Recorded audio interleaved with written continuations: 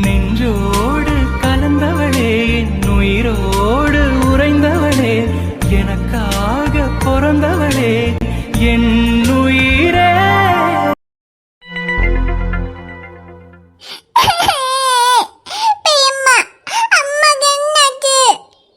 தீரா, நீ அழுகாத, அம்மாக்கு ஒண்ணும் இல்ல. இல்ல பெரியம்மா, நீங்க போய் சொல்லுறீங்க. அம்மாக்கு ஒண்ணும் இல்லன்னா எதுக்கு நம்ம ஹாஸ்பிடலுக்கு வந்திருக்கோம்? அதுவும் இல்லாம அம்மா வயிறு வலிக்குதுன்னு அழுதுகிட்டே இருந்தாங்க. அம்மாக்கு என்னாச்சு சொல்லுங்க பெரியம்மா. ஐயோ தீரா, அம்மாக்கு ஒண்ணும் இல்லடா. அது அம்மா வயித்துல குட்டி தங்கச்சி இருக்குன்னு சொல்லிட்டே இருப்பல்ல நீ. அது குட்டி தங்கச்சி பிறக்க போகுது, அதனாலதான் அம்மாக்கு வயிறு வலிக்குது. இன்னும் கொஞ்ச நேரத்துல குட்டி தங்கச்சி வந்துரும். அதுக்கப்புறம் அம்மாக்கு வயிறு வலி எல்லாம் சரியா போயிடும்டா, நீ அழாத. குட்டி தங்கச்சி வருமா?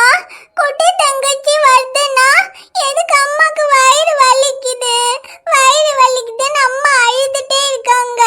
எனக்கு பயமா இருக்கு. அம்மா வேணும்.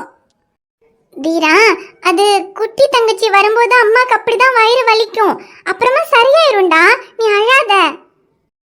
இல்ல, அரவிந்த் அப்பா நேத்து ஊருக்கு போகும்போது நீதான் அம்மாவை பத்திரமா பாத்துக்கணும் சொன்னாங்க. அரவிந்த் அப்பாவும் வரல. அம்மாக்கு வயிறு வலிக்குதுன்னு உள்ள கொண்டு போயிட்டாங்க. டாக்டருங்கெல்லாம் அம்மாக்கு ஊசி போடாங்க. அம்மாக்கு என்னமோ ஆச்சு. ஐயோ தீரா, ஒன்னும் இல்லடா. மாமா, என்ன மாமா இவன் இப்படி அழுதுட்டே இருக்கான்? இவன்கிட்ட என்ன மாமா சொல்லி சமாளிக்கிறது? தீரா, பெரியம்மா தான் சொல்றாங்கல்ல, அம்மாக்கு ஒண்ணும் இல்லடா. அம்மா வயிற்றுக்குள்ள இருக்கிற குட்டி தங்கச்சிய இன்னும் கொஞ்ச நேரத்துல வெளியே எடுக்க போறாங்க. அதுக்காக தான் டாக்டருங்களாம் அம்மாவை பார்த்துட்டு இருக்காங்க. உனக்கு அதெல்லாம் என்ன ஏதுன்னு சொன்னாலும் புரியாது. ஆனா அம்மாக்கு ஒண்ணும் இல்ல, அம்மா நல்லா தான் இருக்காங்க. இன்னும் கொஞ்ச நேரத்துல குட்டி தங்கச்சியும் அம்மாவையும் நீ போய் பார்க்கலாம்.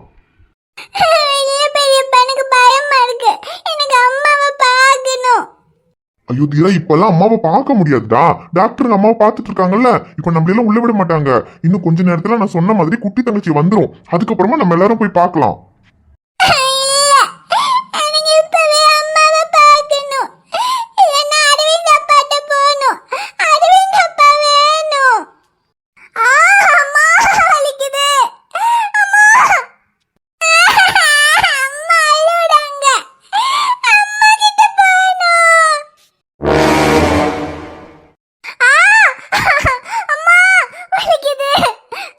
ஐயோ சீதா, கொஞ்சம் பொறுத்துக்கோமா.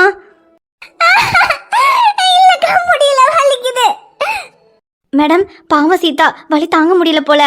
என்னாச்சு மேடம்? குழந்தை இப்ப பிறந்துருமா மேடம்? இல்ல செல்வி, பேபியோட ஹெட் இன்னும் பொசிஷனுக்கு வரல. சீதா, வலி வந்து ரொம்ப நேரம் ஆகுது, ஆனா இன்னும் பேபியோட ஹெட் பொசிஷனுக்கு வரல. நீ கொஞ்ச நேரம் வலியை பொறுத்துக்கிறேன்னா சொல்லு, கொஞ்ச நேரம் வெயிட் பண்ணி பார்க்கலாம். இல்லைன்னா ஆப்ரேஷன் பண்ணிடலாம். என்ன பண்றது சீதா?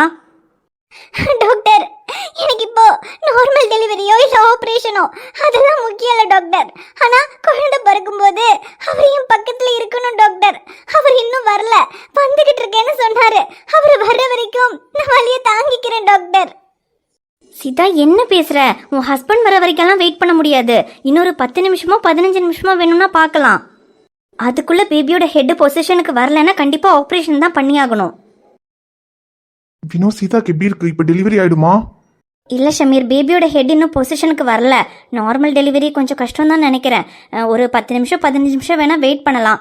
அதுக்கு மேலேயும் பேபியோட ஹெட் வரலன்னா அப்புறம் நம்ம ஆப்ரேஷன் தான் பண்ணியாகணும். ஆப்ரேஷனா? ஐயோ, என்ன வினோ, கொஞ்சம் நார்மல் டெலிவரிக்கே ட்ரை பண்ண முடியாதா? பண்ணலாம் ஷமீர், ஆனால் சீதாக்கு ரொம்ப பெயினாக இருக்குது. அவங்களால இப்போவே தாங்க முடியலை. இன்னொரு கொஞ்சம் நேரம் வேணும்னா முயற்சி பண்ணி பார்க்கலாம். ஆனால் அதுக்கு மேலே எடுக்கிறது ரிஸ்க்குன்னு தோணுது. சரி, ஓகே வினோ, நீங்கள் எப்படின்னு பாருங்க. ரொம்ப முடியலன்னா ரொம்பலாம் ரிஸ்க் எடுக்க வேண்டாம். ஆப்ரேஷன்னா பண்ணிருங்க, ஒன்றும் பிரச்சனை இல்லை. ஆனால் பேபியும் சீதாவும் சேஃபாக இருக்கணும். ஐயோ, அதெல்லாம் ஒன்றும் பிரச்சனை இல்லை ஷமீர், பேபியெல்லாம் சேஃபாக தான் இருக்குது. ஆனால் என்ன, ஹெட்டு தான் கொஞ்சம் ரொட்டேட் ஆகி கீழே வர்றதுக்கு கொஞ்சம் ப்ராப்ளமாக இருக்குது. அது சில கேசஸில் அப்படி தான், அது ஒன்றும் பெரிய ப்ராப்ளமெல்லாம் இல்லை. அப்படி முடியலன்னா நம்ம ஆப்ரேஷன் பண்ணி எடுத்துடலாம். ஓகே வினோ. சீதா, ஒன்றும் பயப்படாத, ஆப்ரேஷன்னாலும் பரவாயில்ல, குழந்தை சேஃபாக இருந்தால் போதும். ஐயோ இல்லைண்ணே, எனக்கு ஆப்ரேஷன் பண்ணுறதுலலாம் எந்த பிரச்சனையும் இல்லை. ஆனால் அரவிந்த் இன்னும் வரலையா அண்ணே? அரவிந்த் கதிரனை ஃபோன் பண்ணி சொல்லியிருக்காரு சீதா, வந்துட்டு இருப்பான்னு நினைக்கிறேன். இப்ப வந்துருவான். நீ அவன் வர்றதை பத்தியெல்லாம் யோசிச்சு டென்ஷன் ஆகாத. அவன் இப்போ வந்துருவான். நீ தைரியமா இரு, நாங்கெல்லாம் இருக்கோம்ல. அப்புறம் வினோ, நீங்க பாருங்க, ரொம்பலாம் ரிஸ்க் எடுக்க வேண்டாம். முடியலன்னு தெரிஞ்சா நீங்க உடனே ஆப்ரேஷன் பண்ணிருங்க. அண்ணா இல்லண்ணே, கொஞ்ச நேரம் பார்க்கலாண்ணே. அரவிந்த் வந்துட்டோம். ஆபரேஷன் பண்றதா இருந்தாலும் அவர் வந்ததுக்கு அப்புறமா பண்ணிக்கலாண்ணே. சீதா என்ன பேசுற? அவன் வர வரைக்கும் எப்படி வெயிட் பண்ண முடியும்? இல்லண்ணே, நான் கொஞ்ச நேரம் வழி பொறுத்துக்கிறேண்ணே. அவர் வந்துட்டோம். குழந்தை பிறந்ததும் முதல்ல அவர் கையில தான் வாங்கணும்னு ஆசைப்பட்டாருண்ணே. அவர் வந்ததுக்கு அப்புறமா ஆபரேஷன் பண்ணிக்கலாண்ணே. சீதா, நீ உன் ஹஸ்பண்ட் வரட்டும், அதுக்கப்புறமா குழந்தை பிறந்தா போதுங்கிற மைண்ட்லயே இருந்தேன்னா ரொம்ப கஷ்டம் சீதா. அப்படி யோசிக்காத. நல்லபடியா முதல்ல குழந்தை பிறக்கணும், அதுதான் முக்கியம். ஆமா சீதா, டாக்டர் சொல்ற மாதிரி நீ அரவிந்த் வரட்டும்னு நினைச்சுக்கிட்டு இருக்காத. நீ குழந்தை நல்லபடியா பிறக்கணும்னு மட்டும்தான் இப்ப யோசிக்கணும். நீ அவனையே யோசிச்சு டென்ஷன் ஆயிட்டு இருந்தேன்னா குழந்தை பிறக்கிறதுலயும் கஷ்டமாயிரும் சீதா. உனக்கு தெரியாதது இல்ல, நீ நிறைய டெலிவரி கேசஸ் எல்லாம் அட்டென்ட் பண்ணிருக்க, உனக்கு இது தெரியும்ல. இல்லண்ணே, அது குழந்தை பிறக்கும் போது அவரு பக்கத்துல இருக்கணும்னு ரொம்ப ஆசைப்பட்டாருண்ணே. குழந்தைய முதல்ல அவர் தான் கையில வாங்கணும்னு ரொம்ப ஆசையா இருந்தாரு. தீரன் விஷயத்துல தான் இந்த மாதிரி எதுவுமே அவருக்கு கிடைக்கல. இந்த குழந்தை விஷயத்துலயாவது அவருக்கு இது கிடைக்கணும்னு நினைச்சேன்ன. சீதா, எனக்கு புரியுது. அரவிந்தோட அதே நிலைமையில தான் நானும் இருக்கேன். என்னால அவனோட ஃபீலிங்ஸை புரிஞ்சுக்க முடியுது. ஆனா இப்போ உனக்கு உடனே ஆப்ரேஷன் பண்ணி ஆகணும்னா நம்ம அவனுக்காகலாம் வெயிட் பண்ண முடியாதுல்லம்மா. ஏன்னா குழந்தை பிறக்கும் போது அவன் பக்கத்துல இருக்கணுங்கிறத விட குழந்தை நல்லபடியா பிறக்கணும், அதுதானே அவனும் ஆசைப்படுவான். குழந்தைய முதல்ல கையில வாங்கணுங்கிறது மட்டும் அவனோட ஆசை இல்ல. இந்த குழந்தைக்கு எதுவும் ஆகாம நல்லபடியா நீ பெத்து அவன் கையில கொடுக்கணும், அதுதானே அவனோட ஆசை. இப்ப நீ அவனை பத்தி எல்லாம் யோசிக்காத. குழந்தை நல்லபடியா பிறக்கணும், அதை மட்டும் நினைச்சித்தா. வினோ, இன்னும் எவ்வளவு நேரம் வினோ வெயிட் பண்ண முடியும்? ஷமீர், மேக்ஸிமம் ஒரு 1/2 hour வெயிட் பண்ணி பார்க்கலாம். அதுக்கு மேல குழந்தையோட ஹெட் பொசிஷனுக்கு வரலன்னா ஆப்ரேஷன் பண்ணிடணும். ஓகே வினோ, நீங்க பாருங்க, கிரிட்டிக்கலா இருக்குன்னு தெரிஞ்சா உடனே நீங்க எதை பத்தியும் யோசிக்க வேண்டாம், ஆப்ரேஷன் பண்ணிருங்க. ஓகே ஷமீர், நான் கொஞ்ச நேரம் பார்க்குறேன், என்ன ஏதுன்னு பார்த்துட்டு உங்களுக்கு இன்ஃபார்ம் பண்ணுறேன். ஓகே வினோ. அப்புறம் சீதா, நீ எதையும் யோசிச்சு டென்ஷன் ஆகாதம்மா. நான் இப்போ அரவிந்துக்கு ஃபோன் பண்ணி பார்க்குறேன். அவன் எங்கே வந்துட்டான்னு கேட்குறேன். கண்டிப்பாக குழந்தை பிறக்கிறதுக்குள்ள அவன் வந்துருவான். சரிண்ணே. அம்மா வலிக்குது. பெரியம்மா, அங்க பாருங்க, அம்மா அழுகுறாங்க. வாங்க போய் அம்மாவை பார்க்கலாம். அரவிந்த் அப்பா சொல்லிருக்காங்க, அம்மாக்கு வயிறு வலிக்குது சொன்னா பெரியம்மாட்ட சொல்லணும்னு. வாங்க வந்து பாருங்க பெரியம்மா, அம்மாக்கு என்ன ஆச்சு பாருங்க. ஐயோ தீரா, அம்மாக்கு ஒன்றும் இல்லடா. அந்த டாக்டருங்கெல்லாம் பார்த்துக்கிட்டு இருக்காங்கல்ல. இங்க பாரு, அம்மாக்கு இப்படி வயிறு வலியெல்லாம் வந்தா தாண்டா குட்டி தங்கச்சி பிறக்கும்.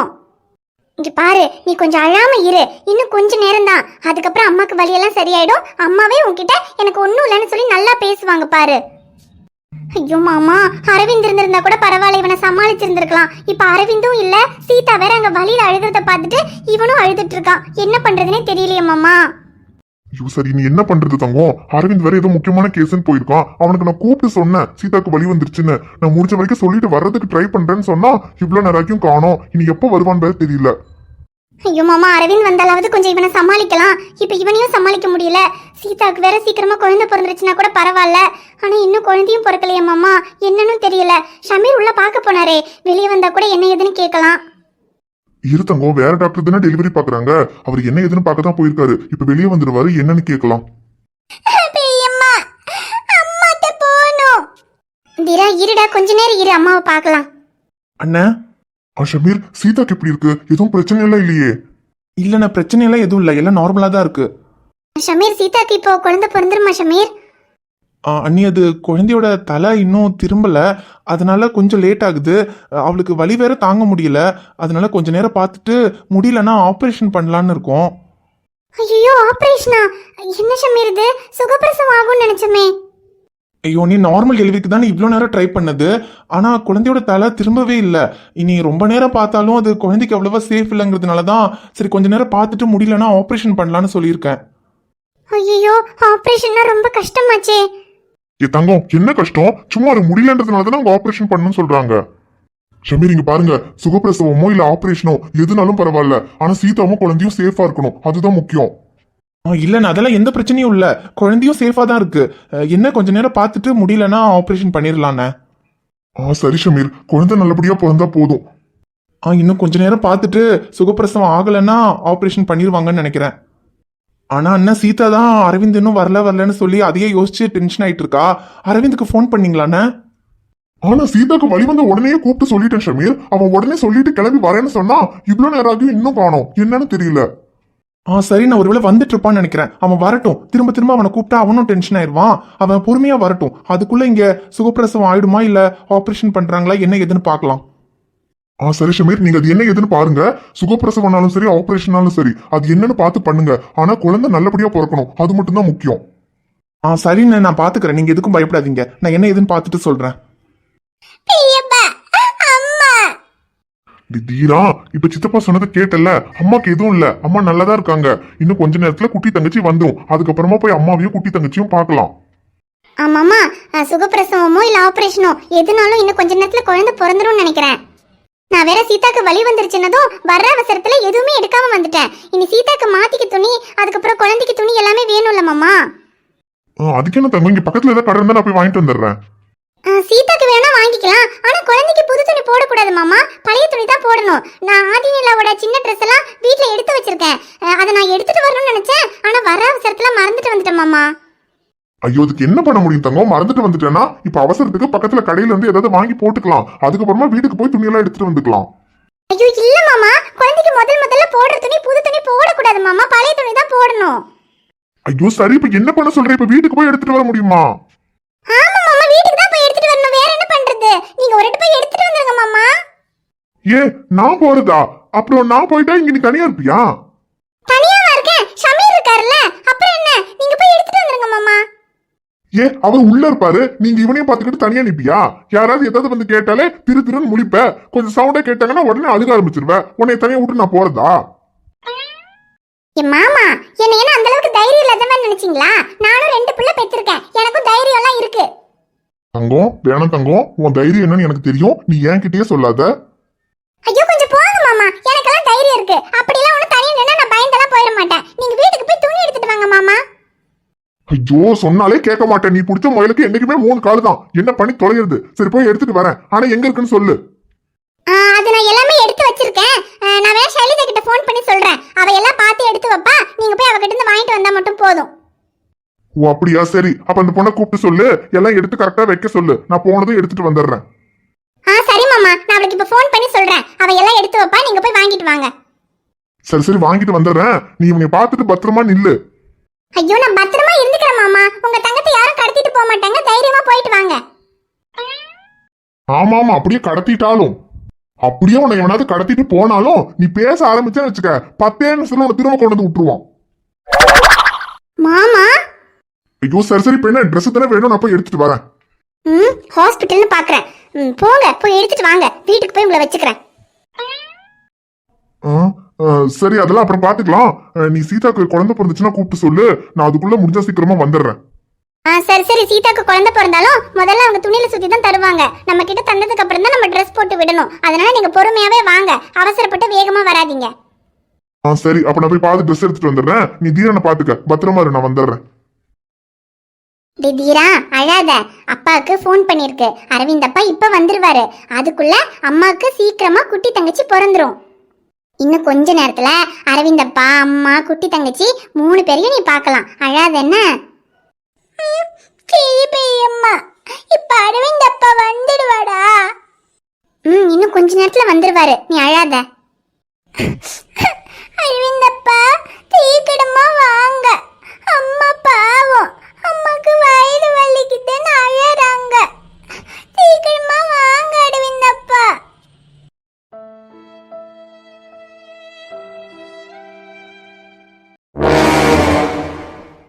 என்ன அரவிந்த், ஒரு அசிஸ்டன்ட் கமிஷனர் இவ்வளவு பொறுப்பு இல்லாம பேசினா அப்புறம் மத்தவங்க எல்லாம் சொல்லி என்ன பண்றது? ஐயோ இல்ல சார், என்னோட ஒய்ஃபை டெலிவரிக்காக அட்மிட் பண்ணிருக்காங்க. ஒரு 1 hour மட்டும் பெர்மிஷன் கொடுத்தீங்கன்னா நான் குழந்தை பிறந்த உடனே குழந்தைய மட்டும் பார்த்துட்டு வந்துருவேன் சார். அரவிந்த், ஒரு முக்கியமான அக்யூஸ்ட பிடிக்கிறதுக்காக இப்பவே பாம்பேக்கு கிளம்புங்கன்னு சொல்லிக்கிட்டு இருக்கேன். நீங்க என்னடானா 1 hour பெர்மிஷன் கொடுங்க, வீட்டுக்கு போயிட்டு வரேன்னு எல்கேஜி பையன் மாதிரி ரீசன் சொல்லிக்கிட்டு இருக்கீங்க.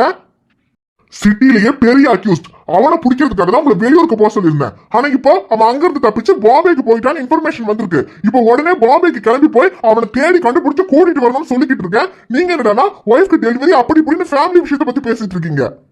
இங்க பாருங்க அரவிந்த், யூனிஃபார்ம் போடுற வரைக்கும் தான் குடும்பம் குழந்தை எல்லாமே. யூனிஃபார்ம் போட்டுட்டா அப்புறம் ஃபேமிலியை பத்தி எல்லாம் மறந்துடணும்.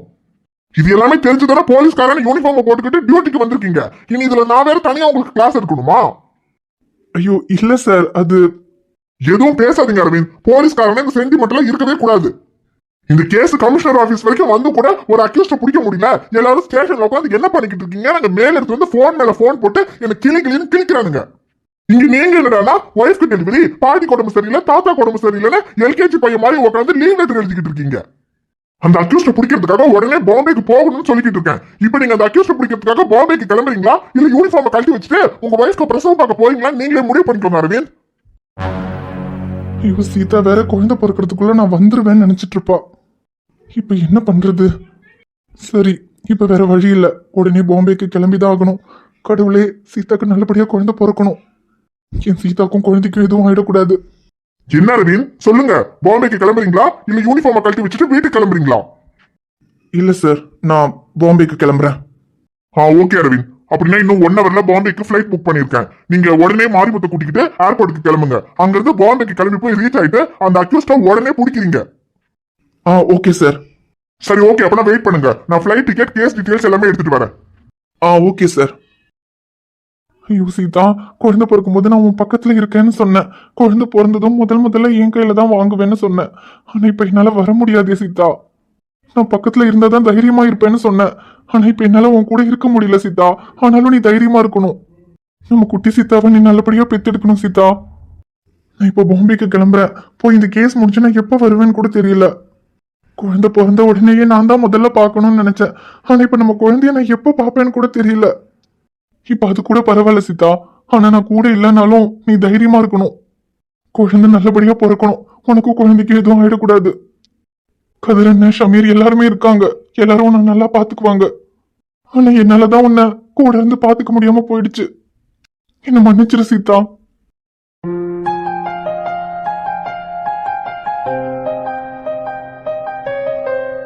ஹாய் ஃப்ரெண்ட்ஸ், எல்லாரும் எப்படி இருக்கீங்க? நிச்சயமா நலமா இருப்பீங்கன்னு நம்புறோம். இந்த வீடியோ உங்களுக்கு பிடிச்சிருந்தா மறக்காம வீடியோவுக்கு ஒரு லைக் போடுங்க. வீடியோ பத்தின கருத்தை மறக்காம கமெண்ட்ல சொல்லுங்க. வீடியோவை உங்க ஃப்ரெண்ட்ஸுக்கும் ஃபேமிலிக்கும் ஷேர் பண்ணுங்க. சேனலை சப்ஸ்கிரைப் பண்ணாம பார்த்துட்டு இருந்தீங்கன்னா சப்ஸ்கிரைப் பண்ணிட்டு பாருங்க. பாப்பா, உங்களை பார்க்க நாளைக்கு வரேன். பை.